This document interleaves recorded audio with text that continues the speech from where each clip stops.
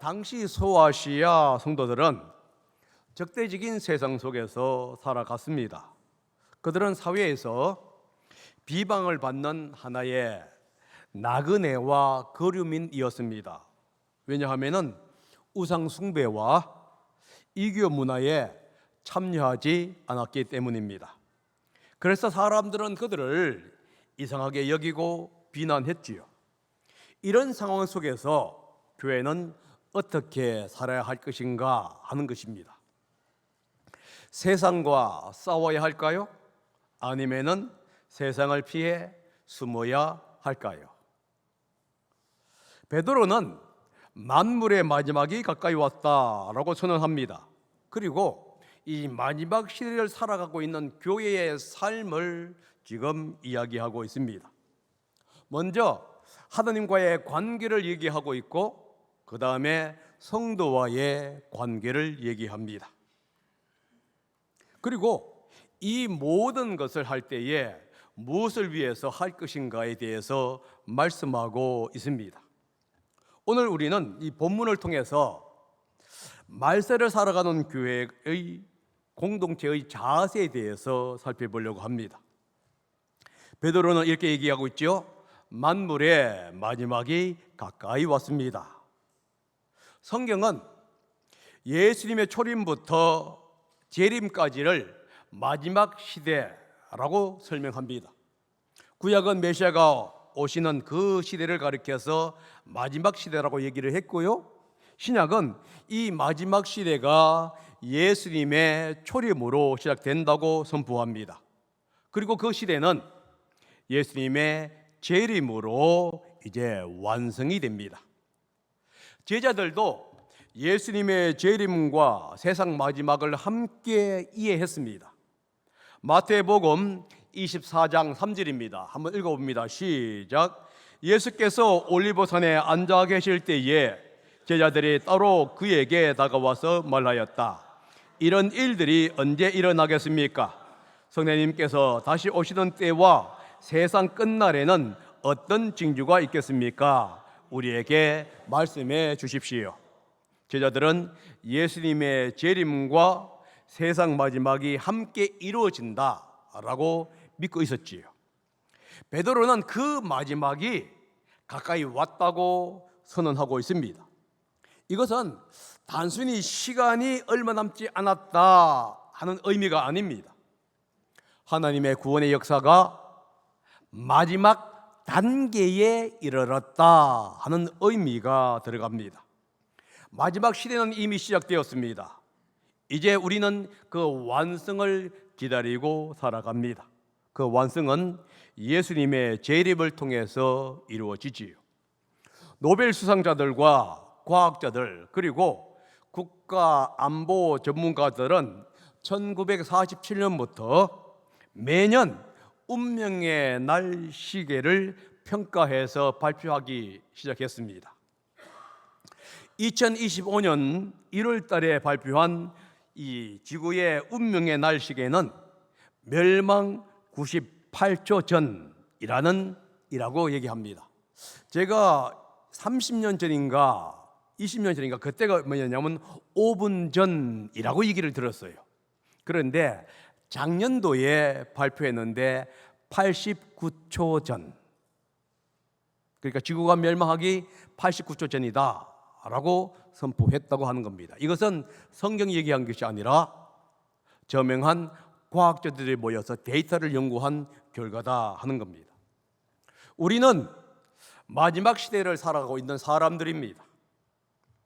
그러므로 우리는 주님의 재림을 준비해야만 하겠지요. 여러분이 마지막 한 주의 삶을 선고받은 사람이다라고 생각해 보시기 바랍니다. 여러분은 시간을 낭비하며 살지 않을 것이겠지요. 남은 시간을 가장 가치 있게 사용할 것입니다.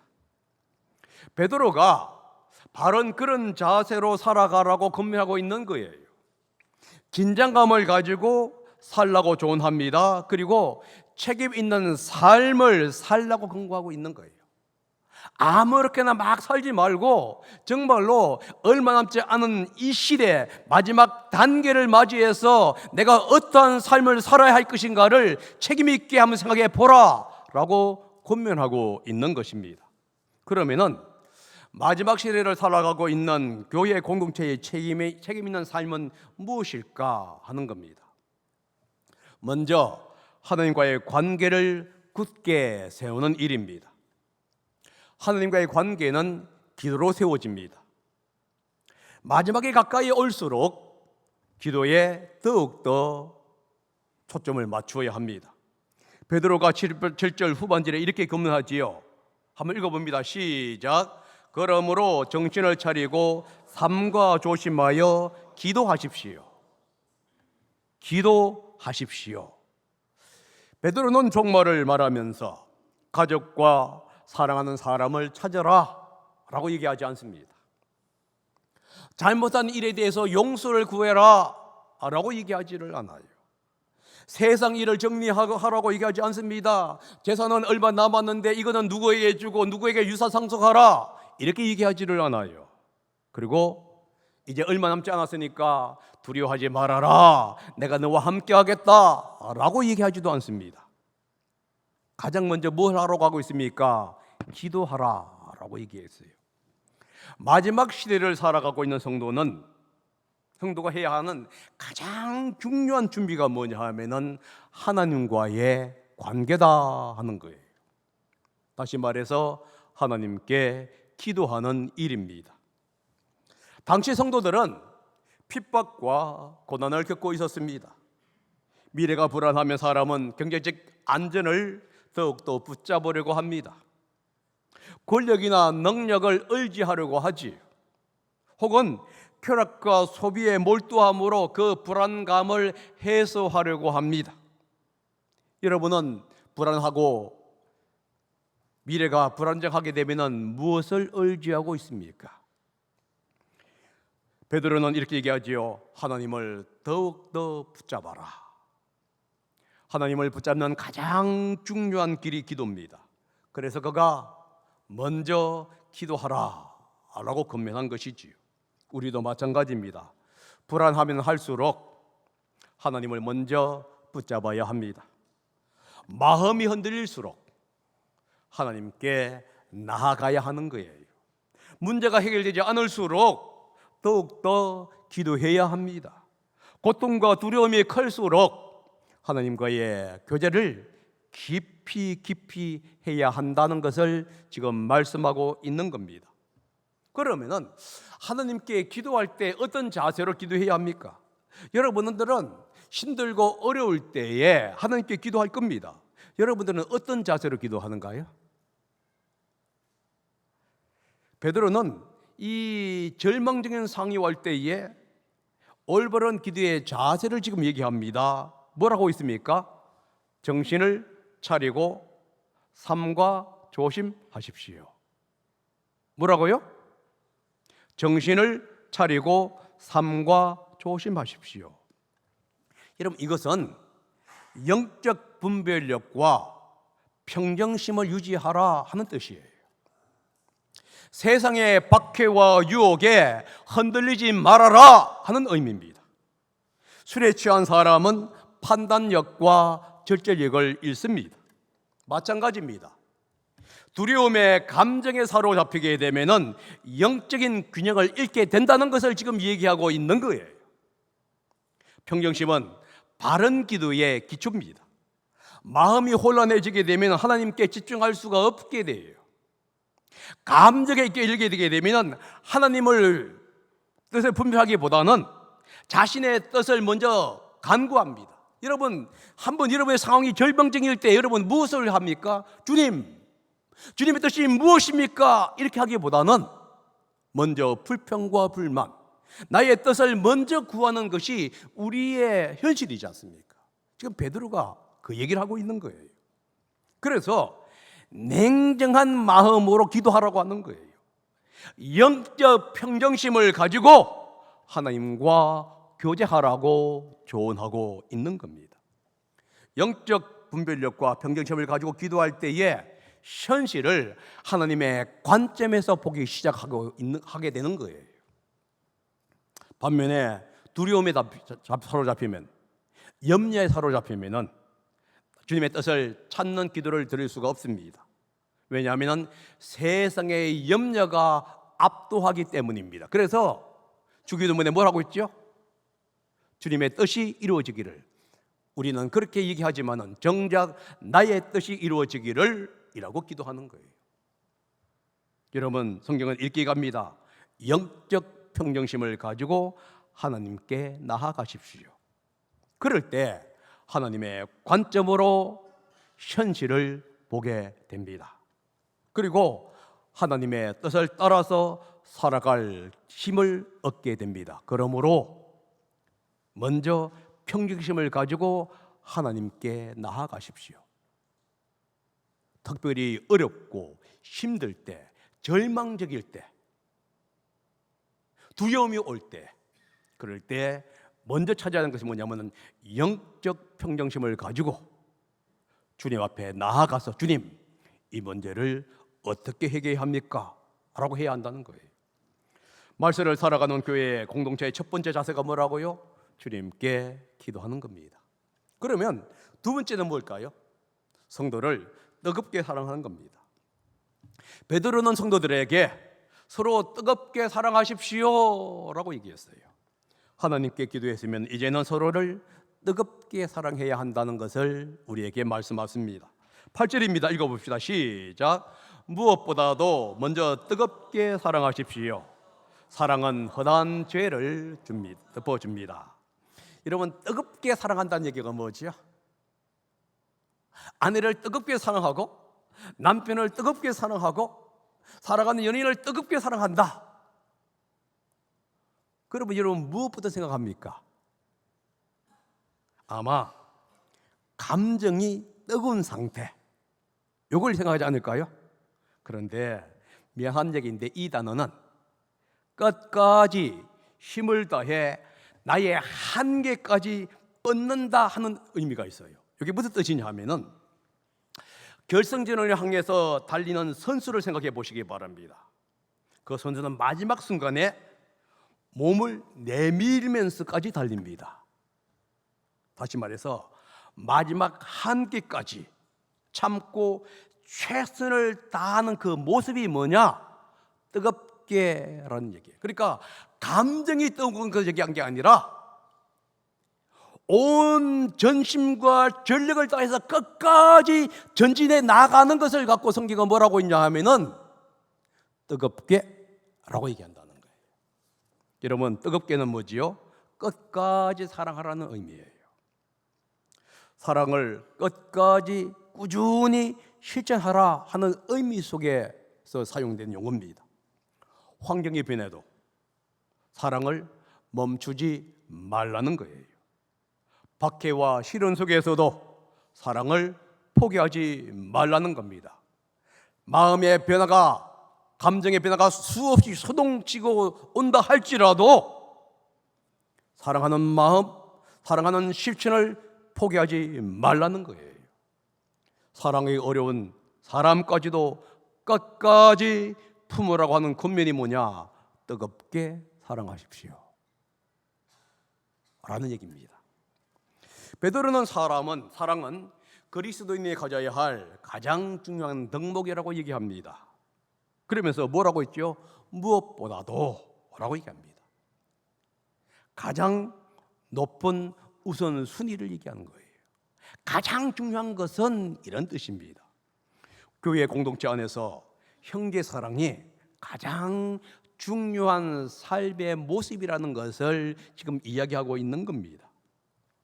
기도는 하나님과의 관계를 세우지만은 사랑은 성도와의 관계를 세우는 겁니다.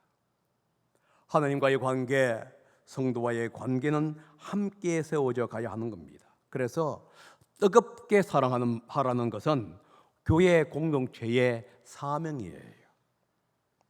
당시 성도들은 심한 박해를 받았습니다. 재산을 빼앗기기도 했어요.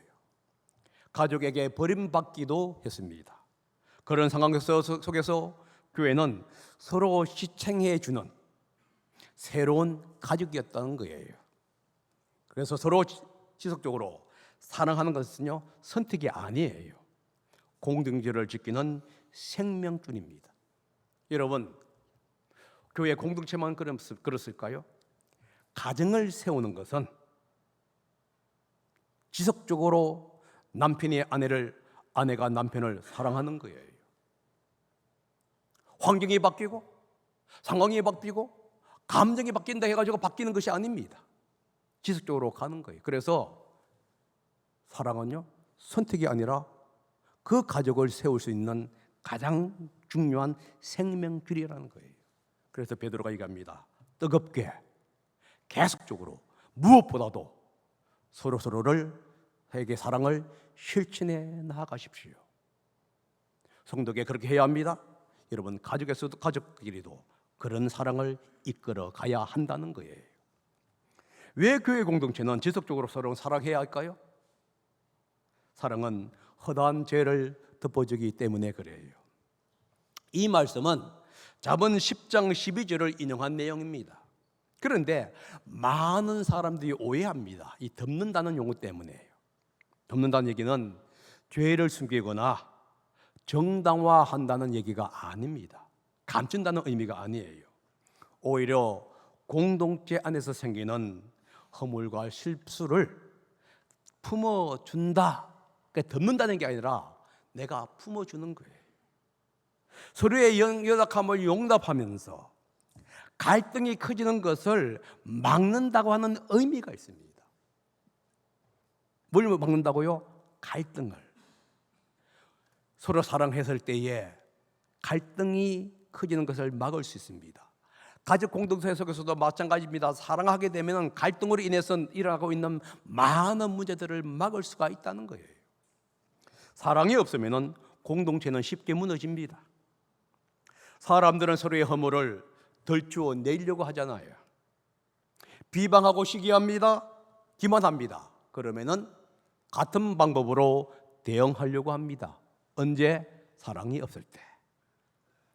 보복은 또 다른 보복을 일으킵니다. 언제? 사랑이 없을 때. 결국은 공동체는 갈등 속에서 무너지게 되는 거예요. 하지만 사랑은 공동체를 회복시킵니다. 사랑은 허물을 품고 용서해 주는 거예요. 갈등의 악순환을 끊어버립니다. 서로를 다시 하나 되게 만듭니다. 그래서 사랑은 공동체를 지키는 능력이고 힘이라는 거예요. 당시 교회는 심한 박해를 받고 있었습니다.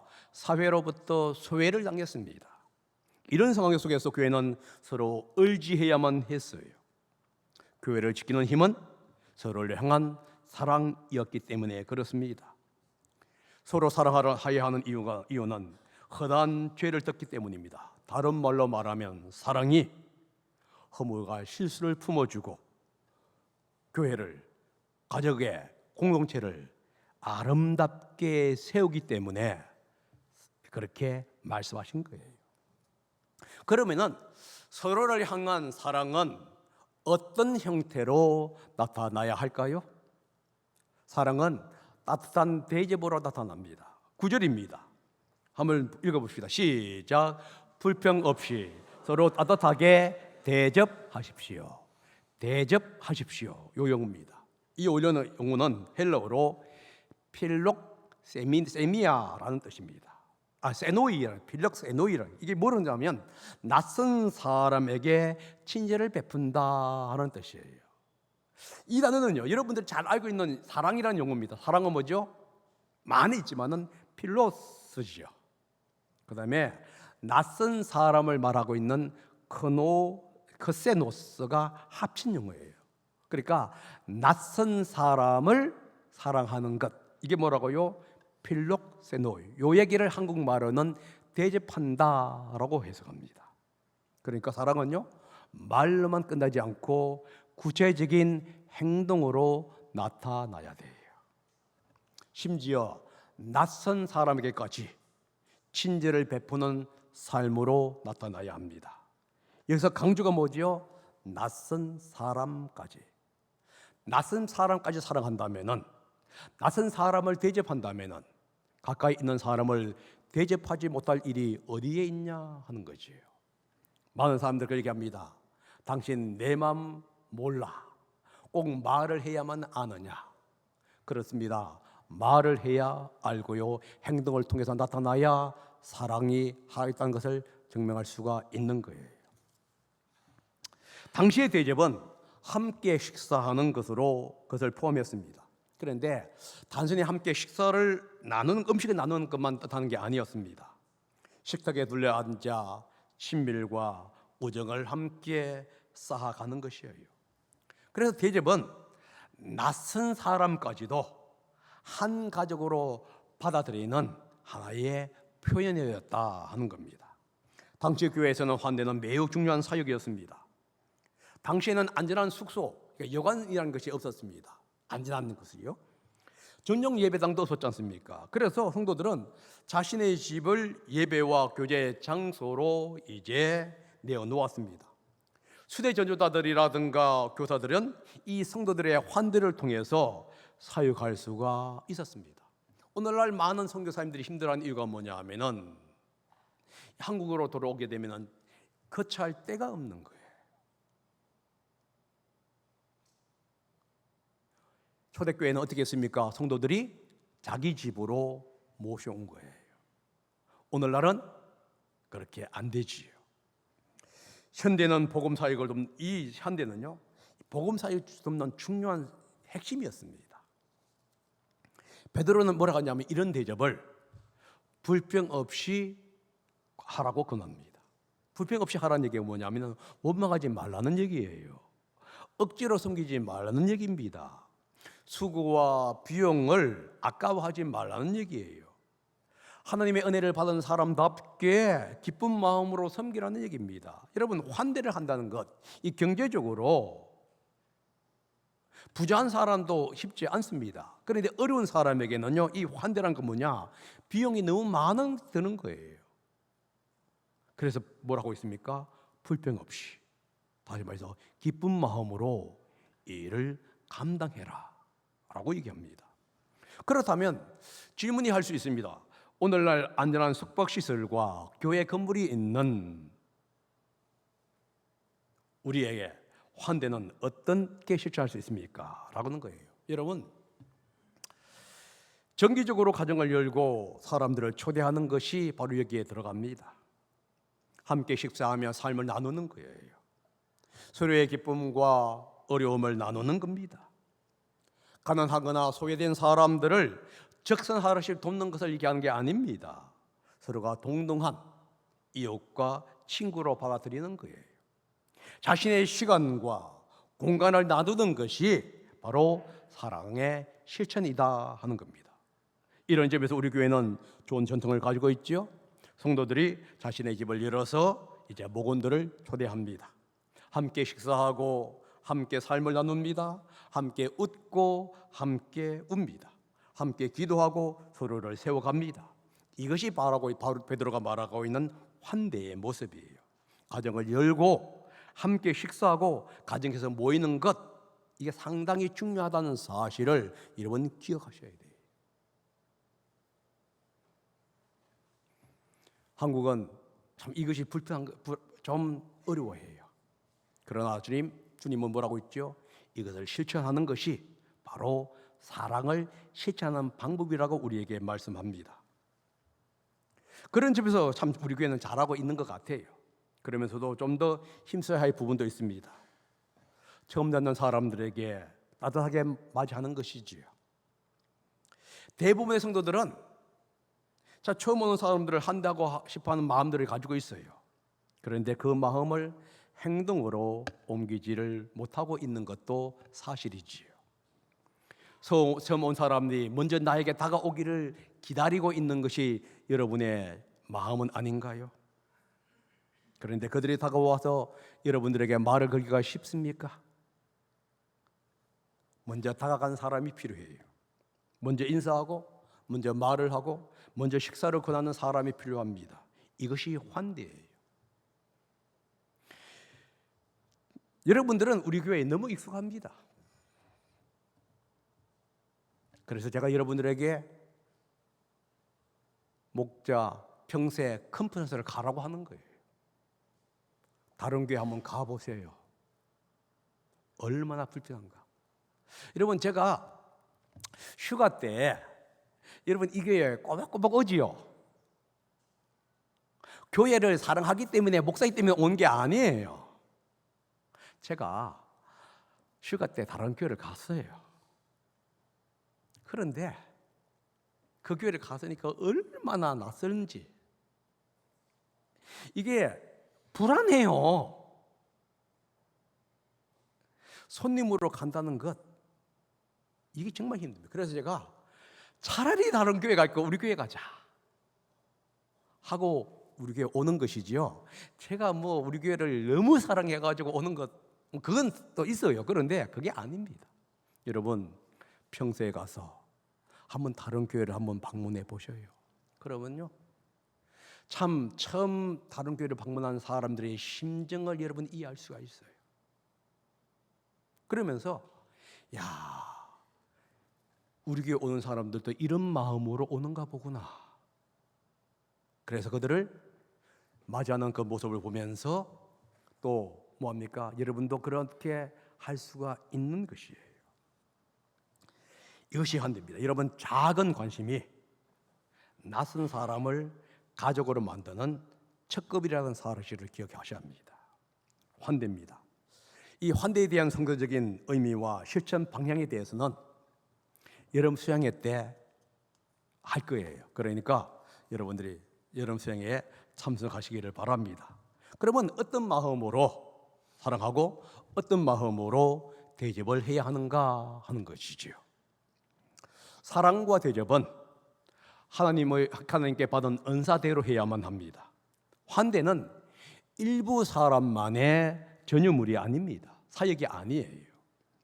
모든 사람이 환대를 해야 합니다. 모든 성도는 하나님께 은사를 받았기 때문에 그래요. 하나님은 모든 성도에게 공동체를 위한 은사를 주셨습니다. 그러므로 각자의 은사를 사용하면서 서로를 섬겨야 하는 것이에요. 환대는 혼자 하는 사역이 아니라 공동체가 함께하는 사역입니다. 한 사람이 모든 것을 할 수가 없습니다. 하나님은 서로 다른 은사를 주셨습니다. 각자가 받은 은사대로 함께 섬길 때에 공동체가 세워가는 것이고 환대는 완성되어 가는 겁니다. 그래서 환대는 함께 만들어가는 공동체의 사역이다 하는 겁니다. 이때 성도들은요, 은사를 받은 청지기라는 사실을 기억해야만 합니다. 청지기는 주인의 재산을 맡아서 관리하는 사람을 가리키지요. 은사의 주인은 사람이 아니라 하나님이십니다. 우리는 은사의 소유자가 아니라 관리자라는 사실을 기억해야만 합니다. 그러므로 하나님의 뜻에 따라 공동체를 위해서 그 은사를 사용해야 하는 겁니다. 환대도 같은 원리입니다. 우리가 사용하고 있는 집, 우리의 시간, 우리의 물질, 우리의 것이 아니라 하나님의 것이라는 거예요. 단지 우리는 그것을 맡아서 관리하고 있는 청직입니다. 우리는 하나님의 것을 하나님의 사람을 위해서 사용하라고 부르심을 받은 청지기라는 사실을 성경은 강조하고 있습니다. 그래서 섬김은요, 부담이 아니라 사명이에요. 부담이 아닌 사명으로 받아들일 때 비로소 청지기로서의 마음을 가졌다고 우리가 고백할 수가 있는 겁니다. 그러나 만약에 우리가 부담감을 갖는다면 그 사람은 자신이 주인이라고 하는 의식 속에 살아가고 있지 결코 하나님의 청지기라고 하는 사실을 그가 잊어버린 사람이다 라고 성경은 우리에게 말을 하고 있다는 겁니다. 베드로는 은사를 크게 두 가지로 지금 나누고 있습니다. 하나는 뭐냐? 말하는 은사예요. 말씀을 가르치고 권면하는 사역이지요. 가르치는 사람은 자신의 생각이 아니라 하나님의 말씀을 전해야 한다라고 강조합니다. 다른 하나는 봉사하는 은사입니다. 섬기고 돕는 모든 사역이 다 여기에 포함되겠지요. 자신의 힘을 의지해서 하는 것이 아닙니다. 하나님께서 공급하시는 능력으로 섬겨야 하는 거예요. 그러니까 환대는요, 자신의 능력으로 하는 게 아니라 하나님의 능력으로 하는 겁니다. 말하는 사람도 하나님을 의지해야 합니다. 봉사하는 사람도 하나님을 의지해야지요. 모든 은사는 하나님께서 시작하시고 하나님께서 능력을 주시기 때문에 그렇습니다. 여러분, 환대 얘기하다가 왜 갑자기 은사를 언급하고 있을까요? 기도하라, 사랑하라, 사랑은 환대로 들어가야 한다 하다가 갑자기 은사를 얘기합니다. 뭐냐면 환대는 은사와 같다는 사실을 강조하기 위해서입니다. 환대는 자기 과시나 개인적 이득을 위해서 사용하지 말아야 한다는 거예요. 마치 은사가 자기 과시나 개인의 이익을 위해서 주어진 것이 아닌 것과 같다라는 거예요. 그러니까 환대를 하거나 교회 사역에 봉사하는 사람은 섬기는 것이 하나님의 은혜임을 기억해야 한다고 지금 강조하기 위해서 갑자기 환대 얘기하다가 은사 얘기를 하고 있는 겁니다. 형제를 사랑하고 환대하는 그 목적이 무엇입니까? 성경은 이렇게 얘기합니다. 하나님의 영광을 위해서. 베드로는 11절에서 그 이유를 얘기합니다. 한번 읽어봅니다. 시작. 그리하면 하나님이 모든 일에 예수 그리스도로 말미암아 영광을 받으실 것입니다. 영광과 권세가 영원무궁하도록 그에게 있습니다. 우리가 받은 모든 것이 하나님의 선물임을 기억해야 합니다 라고 얘기하는 거예요. 은사도 하나님의 선물입니다. 능력도 하나님의 공급이에요. 시간과 물질도 하나님께서 잠시 맡기신 것입니다. 우리는 하나님이 맡기신 것을 가지고 사랑하고 대접하는 것이지요. 그래서 모든 영광을 하나님께 돌아가도록 해야 하는 겁니다. 자신을 드러내기 위해서 섬기는 것이 아닙니다. 하나님의 영광을 위해서 섬기는 것이지요. 칭찬을 받기 위해서 사랑하는 것이 아닙니다. 하나님께 영광을 돌리기 위해서 사랑을 실천하는 것이에요. 하나님께 영광을 받으실 때에 그 교회는 건전하게 세워지는 것이고요, 가정도 그렇게 되는 겁니다. 말세를 살아가는 교회는 기도하는 공동체입니다. 서로 사랑하는 공동체지요. 서로 환대하는 믿음의 공동체입니다. 모든 일은 하나님께 받은 은사대로 해야 합니다. 하나님의 능력을 의지하면서 해야 합니다. 오직 하나님의 영광을 위해서 해야 합니다. 이것이 베드로가 말을 하고 있는 말세를 살아가는 교회의 모습입니다. 그렇다면 우리가 한번 적용을 해야 합니다. 이번 한 주 동안에 한 가지 기도하십시오. 한 가지 사랑을 실천해 보십시오. 한 주 동안에 교회를 위해서 기도하시기 바랍니다. 10분 동안 교회를 위해서, 교회 사역을 위해서 기도하십시오. 그러면서 하나님은 나를 어떻게 사용하기를 원하십니까? 이렇게 기도해야 돼요. 그러니까 주님 이걸 도와주세요 아니라 하나님 내가 이 사역을 위해서 여름 성경학교를 한다. 주님 그러면 내가 여름 성경학교를 위해서 무엇을 도와줘야 합니까? 이렇게 기도하는 거예요. 주님 여름 성경합니다. 도와주세요.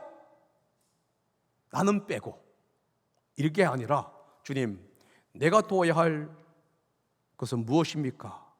라고 기도하는 것이 바로 10분 기도입니다. 한 사람을 여러분 대접해 보십시오.